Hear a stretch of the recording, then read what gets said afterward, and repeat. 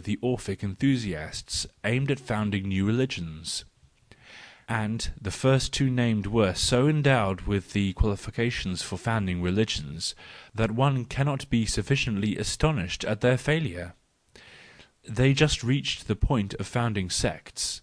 Each time that the reformation of an entire people fails and only sects raise their heads, one may conclude that the people already contained many types and has begun to free itself from the gross herding instincts and the morality of custom. A momentous state of suspense, which one is accustomed to disparage as decaying of morals and corruption, while it announces the maturing of the egg and the early rupture of the shell. That Luther's Reformation succeeded in the North is a sign that the North had remained backward in comparison with the South of Europe, and still had requirements tolerably uniform in colour and kind. And there would have been no Christianizing of Europe at all, if the culture of the old world of the South had not been gradually barbarized by an excessive admixture of the blood of German barbarians, and thus lost its ascendancy. The more universally and unconditionally an individual, or the thought of an individual, can operate, so much more homogeneous and so much lower must be the mass that is there operated upon, while counter-strivings betray internal counter-requirements, which also want to gratify and realise themselves. Reversely, one may always conclude with regard to an actual elevation of culture, when powerful and ambitious natures only produce a limited and sectarian effect. This is true also for the separate arts, and for the provinces of knowledge. Where there is ruling, there are masses. Where there are masses, there is need of slavery. Where there is slavery, the individuals are but few, and have the instincts and conscience of the herd opposed to them. 150. Criticism of Saints. Must one then, in order to have a virtue, be desirous of having it precisely in its most brutal form, as the Christian saints desired and needed? Those who only endured life with the thought that the sight of their virtue self-contempt might seize every man, a virtue with such an effect I call brutal. 151. The origin of religion. The metaphysical requirement is not the origin of religions, as Schopenhauer claims, but only a later sprout from them. Under the dominance of religious thoughts we have accustomed ourselves to the idea of "another" (back, under or upper) world, and feel an uncomfortable void and privation through the annihilation of the religious illusion, and then "another world" grows out of this feeling once more. But now it is only a metaphysical world, and no longer a religious one. That, however, which in general leads to the assumption of "another world" in primitive times, was not an impulse or requirement, but an error in the interpretation of certain natural phenomena, a difficulty of the intellect. 152. The greatest change. The lustre and the hues of all things have changed. We no longer quite understand how earlier men conceived of the most familiar and frequent things, for example, of the day, and the awakening in the morning. Owing to their belief in dreams, the waking state seemed to them differently illuminated, and similarly of the whole of life, with its reflection of death and its significance. Our "death" is an entirely different death. All events were of a different lustre, for a God shone forth in them, and similarly of all resolutions and peeps into the distant future, for people had oracles and secret hints, and believed in prognostication.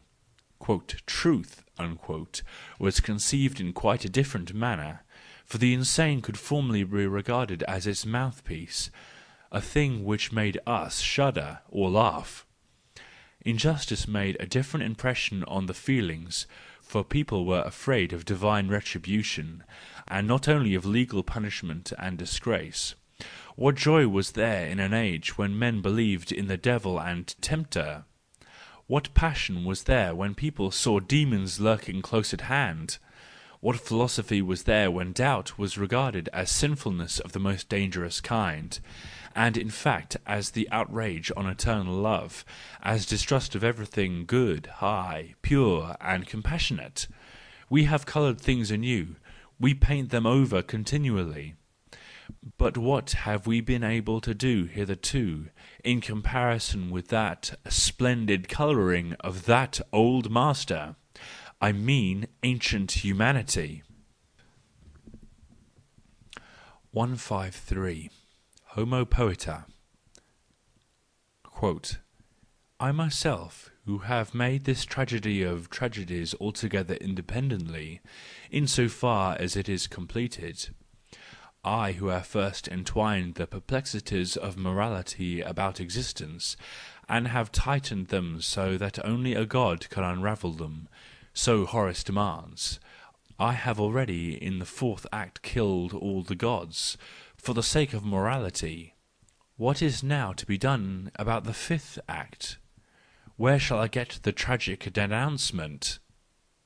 Must I now think about a comic denouncement? 154. Differences in the dangerousness of life. You don't know at all what you experience. You run through life as if intoxicated, and now and then fall down a stair.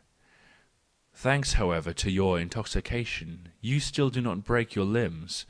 Your muscles are too languid, and your head too confused to find the stones of the staircase as hard as we others do. For us life is a great danger. We are made of glass, alas, if we should strike against anything, and all is lost if we should fall. 155. What we lack. We love the grandeur of nature, and have discovered it. That is because human grandeur is lacking in our minds. It is the reverse with the Greeks. Their feeling towards nature was quite different from ours. 156. The most influential person. The fact that a person resists the whole spirit of his age, stops it at the door and calls it to account, must exert an influence. It is indifferent whether he wishes to exert an influence. The point is that he can. 157. Mentiare. Take care, he reflects. He will have a lie ready immediately. This is a stage in civilization of whole nations. Consider only what the Romans expressed by mentiare. 158. An inconvenient peculiarity. To find everything deep is an inconvenient peculiarity that makes one constantly strain one's eyes, so that in the end one always finds more than one wishes. 159. Every virtue has its time. The honesty of him who is at present inflexible often causes him remorse, for inflexibility is the virtue of a time different from that in which honesty prevails. 160. In intercourse with virtues, one can also be undignified and flattering towards a virtue. 161. To the admirers of the age. A runaway priest and the liberated criminal are continually making grimaces. What they want is a look without a past. But have you ever seen men who know that their look reflects the future, and who are so courteous to you, the admirers of the "age," that they assume a look without a future? 162. Egotism.